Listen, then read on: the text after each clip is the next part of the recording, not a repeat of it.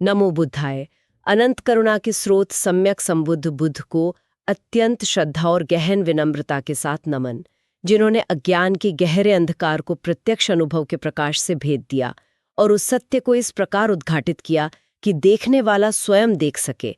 तथागत उस वीतराग चेतना को नमन जो ना किसी से बंधी ना किसी से टकराई, केवल देखती रही, जैसा है वैसा ही। सम्यक दृष्टि के उस निर्मल प्रकाश को नमन जहां भ्रम समाप्त होता है और अनुभव ही सत्य बनकर प्रकट होता है।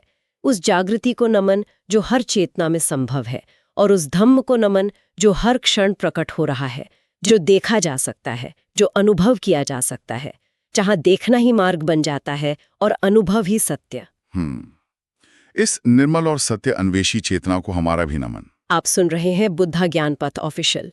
ये मंच मानवता, करुणा और श्रेष्ठ समाज के निर्माण के लिए समर्पित है। जी बिल्कुल। देखिए, अगर ये कहा जाए कि संसार में जो भी दुख या सुख है वो बाहरी दुनिया में मौजूद घटनाओं में नहीं है, बल्कि हमारी अपनी त्वचा, हमारी आँखों और कानों पर होने वाली एक अत्यंत सूक्ष्म प्रतिक्रिया से जन्म लेता है।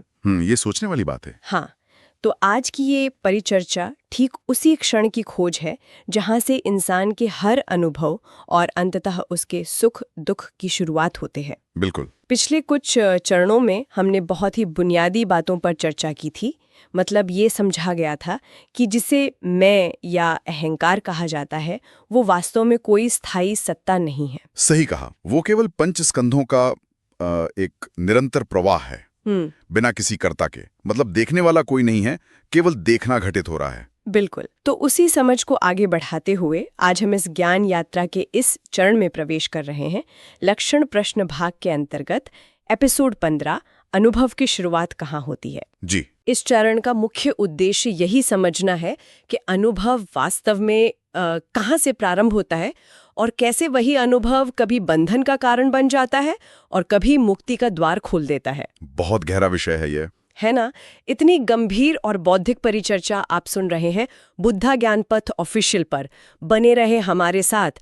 और हाँ, इस परिचर्चा के अंत में एक प्रश्न रखा जाएगा जो बोध को और गहराई में ले जाएगा। बिल्कुल।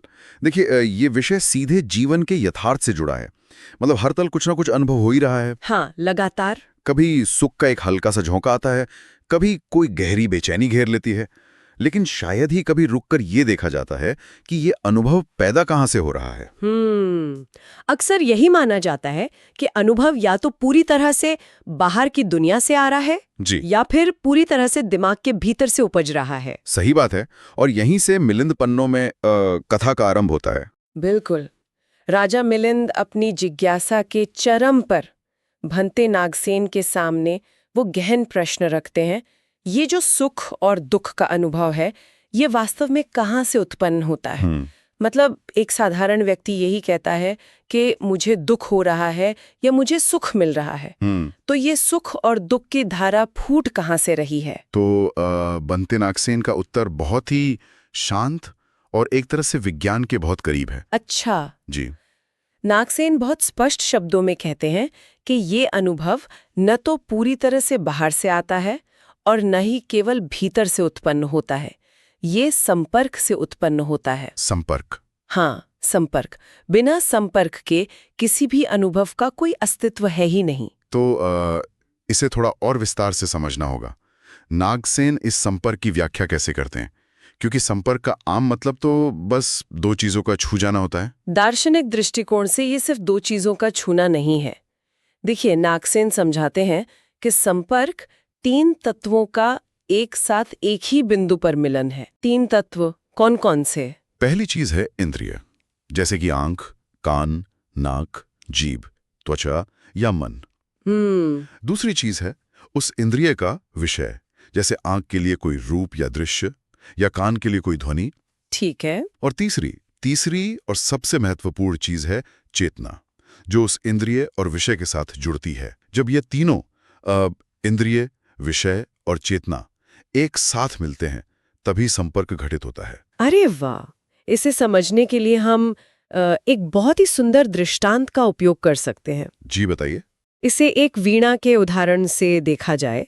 जैसे कल्पना कीजिए कि एक वीणा रखी हुई है, उस वीणा के जो खिंचे हुए तार हैं वे इंद्रियों के समान हैं, जैसे आंख या कान। बिल्कुल। अब जो संगीतकार की उंगलियों का स्पर्श है वो बाहरी विषय है, जैसे रूप या ध्वनि, और जो गति या ऊर्जा उन तारों में प्रवाहित होकर ध्वनि को जन्म दे रही है वो चेतना है। एकदम सही, वो चेतना है। ये वीणा का दृष्टांत इस पूरी जटिलता को बहुत ही सरलता से खोल लेता है ना? क्योंकि देखा जाए तो जब वीणा का तार, बजाने वाले का स्पर्श और गति, ये तीनों एक साथ एक ही क्षण में मिलते हैं, तभी संगीत की ध्वनि जन्म लेती है। और यही संगीत वो अनुभव है। जी, अगर केवल वीणा के तार को देखा जाए तो उसमें कोई संगीत नहीं छिपा है। बिल्कुल नहीं। और अगर संगीतकार की केवल उंगली को देखा जाए तो उसमें भी संगीत नहीं है। सही बात है। संगीत इन तीनों के एक साथ संपर्क में आने की उपज है। और इसी दृष्टांत को अगर हम जीवन पर लागू करें तो स्पष्ट होता है कि हम अक्सर सुख या दुख का दोष बाहरी विषयों को देते हैं। हाँ, कि अमुक व्यक्ति ने मुझे दुख दिया या उस वस्तु से मुझे सुख मिला। बिल्कुल। या फिर इंसान भीतर ही भीतर खुद को कोसता है। लेकिन नागसेन कहते हैं कि अनुभव न तो पूरी तरह वस्तु में है, न पूरी तरह केवल शरीर में, वह इस संपर्क की उपज है।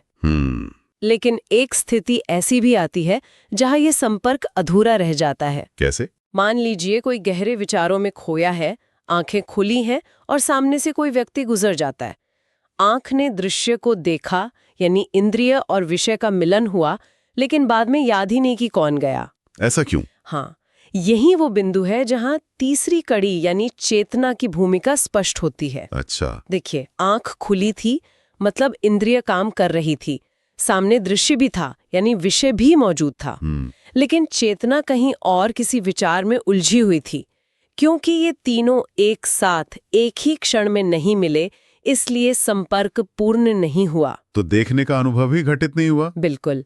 वीणा तो थी, हवा का झोंका भी था, लेकिन संगीतकार की चेतना वहां मौजूद नहीं थी। बहुत ही स्पष्ट।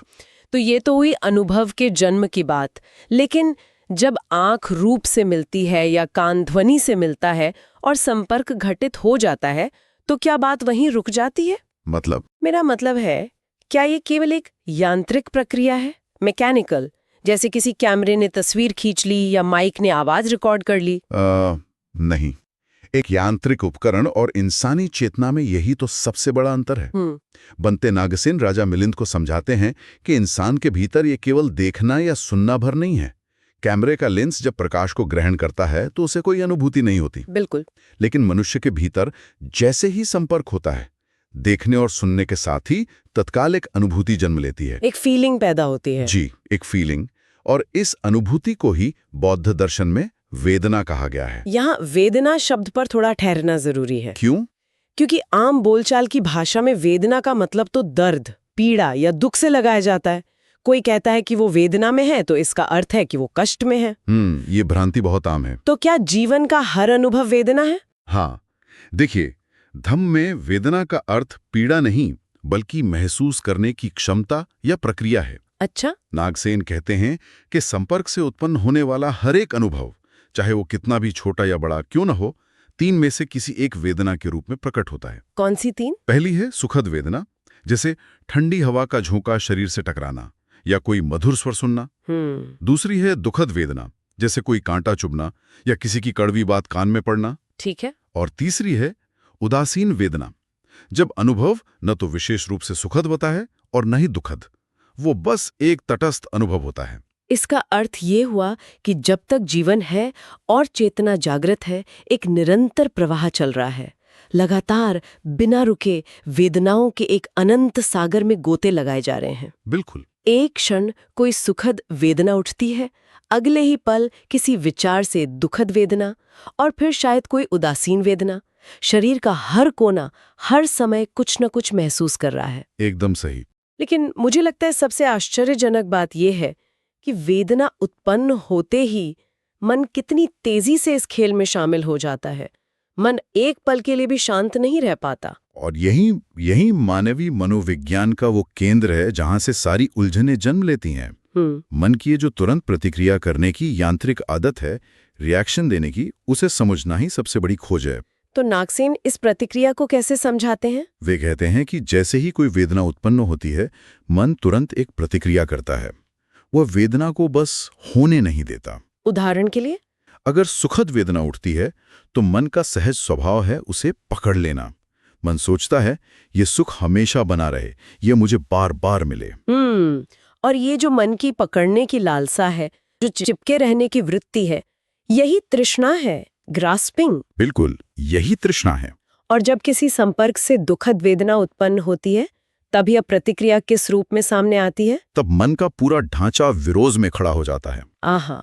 वो उस दुखद वेदना से दूर भागना चाहता है।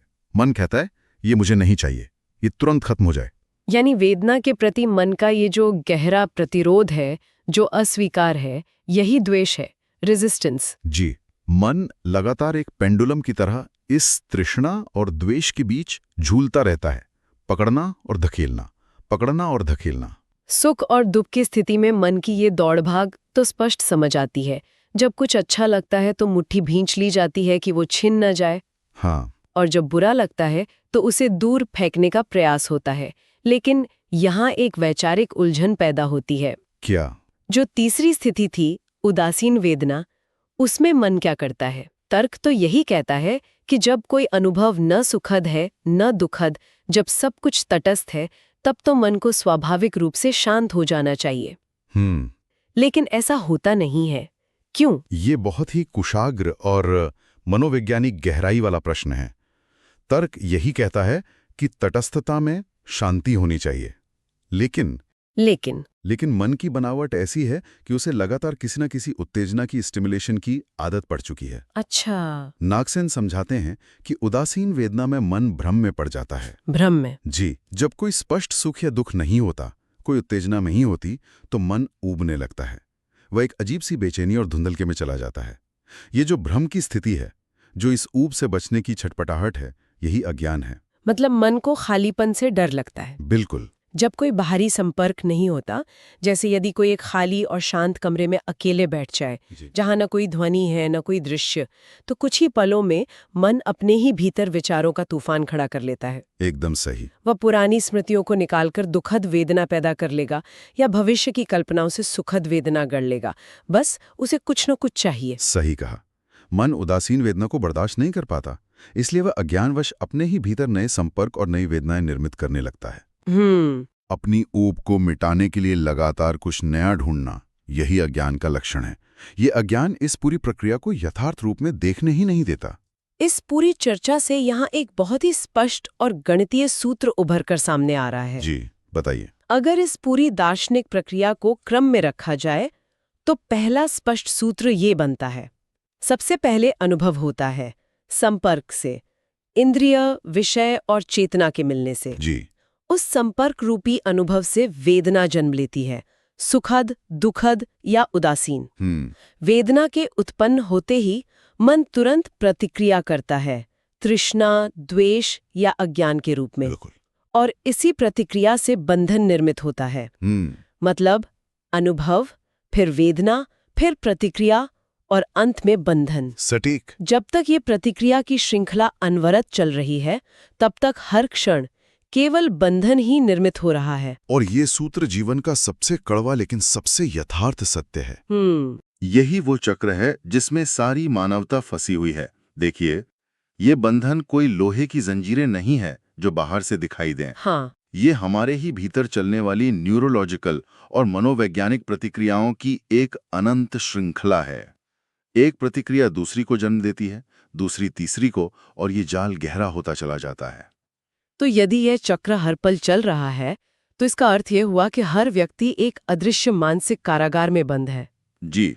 और अगर ऐसा है, तो ये सवाल बहुत बेचैन करने वाला हो जाता है। कैसा सवाल? यदि हर अनुभव से संपर्क के कारण वेदना पैदा होनी ही है और वेदना अनिवार्य रूप से प्रतिक्रिया लाती है, तो क्या इस चक्र को कभी तोड़ा जा सकता है? क्या इस वेदना को ही उत्पन्न होने से रोका जा सकता है, ताकि ना प्रतिक्रिया हो और ना ही बंधन बने? अक्सर यही समाधान सबसे पहले मन में आता है कि अगर वेदना से ही सारी समस्या शुरू होती है, तो वेदना को ही खत्म कर दिया जाए, अपनी इंद्रियों को बंद कर लिया जाए। हाँ, बिल्कुल। लेकिन नागसेन इस विचार को सिरे से नकार देते हैं। वो बहुत गहरी बात कहते हैं, वेदना को रोकना ना तो संभव है और न ही प्राकृतिक। अच्छा। जी, जब तक शरीर जीवित है, इंद्रियां काम कर रही हैं और बाहरी विषय मौजूद हैं, तब तक संपर्क होगा और वेदना उत्पन्न होगी ही। ये तो बायोलॉजी है। बिल्कुल, ये जीवन की एक जैविक सच्चाई है। आंखों को रूप देखने से या कानों को ध्वनि सुनने से हमेशा के लिए रोका नहीं जा सकता। तो फिर मुक्ति का मार्ग क्या है? अगर वीणा के तार बजेंगे ही, शोर उत्पन्न होगा ही, वेदना आएगी ही और मन प्रतिक्रिया करेगा ही, तो फिर ये तो एक अंतहीन दुष्चक्र हुआ। नहीं, यहीं पर तथागत के दर्शन की सबसे बड़ी वैचारिक क्रांति छिपी है। वो क्या है? नागसेन समझाते हैं कि वेदना को रोकना संभव नहीं है, परंतु वेदना और प्रतिक्रिया के बीच जो एक अत्यंत सूक्ष्म अंतर है, जो खाली जगह है, उसे पहचानना संभव है। अच्छा। वेदना के साथ जो प्रतिक्रिया जुड़ती है, उसे समझना और रोकना पूरी तरह संभव है। ये कैसे संभव है? वो यांत्रिक प्रतिक्रिया कैसे रुकेगी जो जन्मों से मन की आदत बन चुकी है? जागरूकता से, अवेयरनेस। जागरूकता। हाँ, जब कोई वेदना उत्पन्न होती है और व्यक्ति उसे केवल देखता है, बिना उसे पकड़े, बिना उसे धकेले, जब मन बस एक तटस्थ दृष्टा की तरह उस सुखद या दुखद वेदना का निरीक्षण करता है, तब मन तुरंत प्रतिक्रिया नहीं करता। एक आधुनिक मनोवैज्ञानिक सूत्र भी यही कहता है कि दर्द और प्रतिरोध के गुणा होने से ही पीड़ा जन्म लेती है। Pain multiplied by resistance equals suffering. बिल्कुल, जब प्रतिरोध शून्य हो जाता है तो केवल एक शुद्ध एहसास बचता है, और जब प्रतिक्रिया नहीं होती तो तृष्णा नहीं बनती। और जब तृष्णा नहीं होती तो वो जो बंधन का चक्र है वो वहीं टूट जाता है। एकदम सही। ये तो एक और अद्भुत सूत्र बन गया, जहां पहले ये देखा गया था कि अनुभव से वेदना, फिर प्रतिक्रिया और फिर बंधन होता है। जी, वहीं अब ये दूसरा और मुक्तिदायी सूत्र प्रकट हो रहा है, अनुभव, फिर वेदना, फिर जागरूकता और अंत में मुक्ति। यही मुक्ति का मार्ग है। यानी वेदना के स्तर पर ही चेतना के पास एक चुनाव होता है, एक चॉइस। या तो बेहोशी में पुरानी आदतों के वशभूत होकर प्रतिक्रिया की जाए, या होश में रहकर जागरूकता को चुना जाए। बिल्कुल, और यही वो बिंदु है जहां एक साधारण चेतना और एक बुद्धत्व को प्राप्त चेतना में अंतर आता है। अनुभव दोनों को होते हैं, वेदना दोनों के शरीर में उठती है। अगर एक जागृत चेतना वाले व्यक्ति के शरीर में कांटा चुभेगा तो वेदना उसे भी होगी। बिल्कुल। बल्कि शायद संवेदनशीलता अधिक होने के कारण उसे वेदना अधिक स्पष्ट महसूस हो। लेकिन मन द्वेष से नहीं भरेगा। मन यह नहीं कहेगा कि ये दर्द क्यों हो रहा है, ये नहीं होना चाहिए। वह उस वेदना को केवल जानेगा, देखेगा कि ये उठ रही है, ये अपना समय लेगी और ये विलीन हो जाएगी। वो मुक्त रहेगा।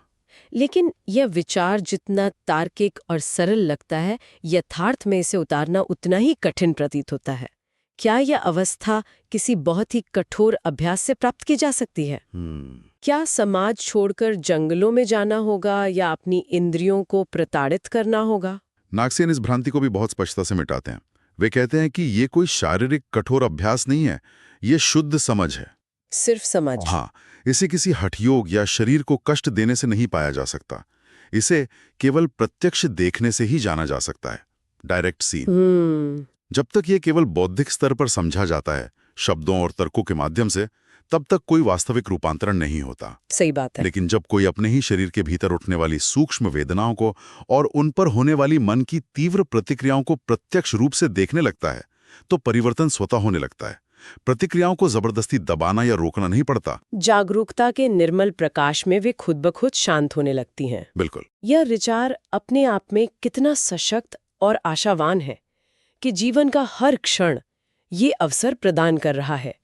हर छोटी बड़ी घटना में, चाहे वो किसी की कड़वी बात कान में पड़ना हो या कोई अत्यंत सुखद दृश्य देखना हो, हर पल, हर संपर्क पर ये चुनाव मौजूद है कि अंधे होकर प्रतिक्रिया की जाए या रुककर केवल देखा जाए। जी।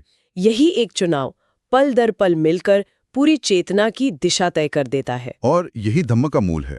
ये कोई भविष्य में मृत्यु के बाद मिलने वाला स्वर्ग या शांति नहीं है। ये इसी क्षण, इसी पल में किया गया चुनाव है। हर क्षण जो संपर्क से वेदना उठ रही है, वही चेतना का सबसे बड़ा कार्यक्षेत्र है। यदि यह परिचर्चा भीतर कुछ स्पर्श कर रही है तो चैनल को सब्सक्राइब करें और विचार कमेंट में साझा करें। बिल्कुल। इस पूरी यात्रा का सार अगर हम बहुत ही शांत और स्थिर भाव से देखना चाहें तो वो कुछ इस प्रकार है। जीवन का हर छोटा या बड़ा अनुभव हमारे और दुनिया के बीच होने वाले संपर्क से उत्पन्न होता है। यह संपर्क अपने साथ एक अनुभूति, एक वेदना लेकर आता है।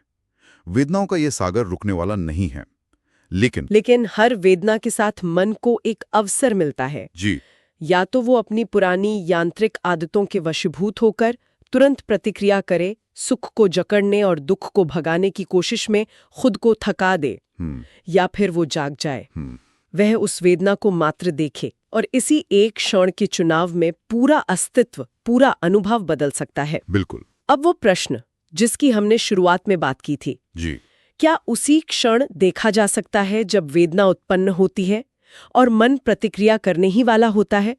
यदि ये देखा जा सके तो क्या उसी क्षण बंधन समाप्त नहीं हो जाएगा? आप ये परिचर्चा कहाँ से सुन रहे हैं, ये अवश्य बताएं और ये भी साझा करें कि ये श्रृंखला आपको कैसी लग रही है। समाज को आगे बढ़ाने का बुद्धा ज्ञानपथ ऑफिशियल का पवित्र उद्देश्य है। बुद्ध का जीवन दर्शन समाज का उत्थान, राष्ट्र का उत्थान और संपूर्ण मानवता का उत्थान, समानता, स्वतंत्रता और न्याय के मूल्यों के साथ। मिलिंद पन्हो सीरीज के अगले एपिसोड से जुड़े रहें। ज्ञान की महान यात्रा निरंतर जारी है। नमो बुद्धाय। जय मानवता, जय भारत।